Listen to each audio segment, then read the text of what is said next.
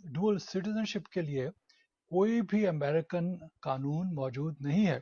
ये कहीं पे भी आइन में नहीं लिखा हुआ, किसी भी किताब में नहीं लिखा हुआ, किसी जगह पे भी ये नहीं लिखा हुआ कि आप अगर अमेरिकन सिटीजनशिप ले रहे हैं तो आप डुअल सिटीजनशिप जो है वो अपने पास रख सकते हैं।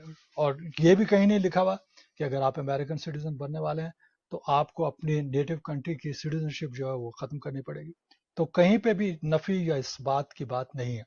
ये सुप्रीम कोर्ट का एक डिसीजन था जिसमें सुप्रीम कोर्ट ने इस मामले पर रोशनी डाली थी, और वहां से इस बात की तस्दीक हुई और ये सिलसिला चल निकला कि अमेरिकन सिटीजन जो है वो सिटीजनशिप जो है वो डुअल सिटीजनशिप जो है वो रख सकते हैं। अब ज्यादातर हमारी बात जो हो रही है, जिस वक्त मैं डुअल सिटीजनशिप की बात कर रहा हूँ, तो वो पाकिस्तानी और अमेरिकन कॉन्टेक्स्ट में कर रहा हूँ कि जो पाकिस्तानी अमेरिकन जिनके पास डुअल सिटीजनशिप मौजूद है। अगर आपसे कोई पूछता है कि जनाब कहाँ पे ये लॉ लिखा हुआ, लेट्स से कि अगर आप पाकिस्तान जाते हैं और किसी ऐसे वकील के हाथ आ जाते हैं या जज जो कहता है कि जनाब मुझे कानून बताए, तो इसका कोई भी कानून मौजूद नहीं है। उसके सुप्रीम कोर्ट के डिसीजन है, वो बड़ी आसानी से आप जो है वो उसे हासिल कर सकते हैं और बता सकते हैं कि अमेरिका में डुअल सिटीजनशिप की जो है राहें हमवार हैं।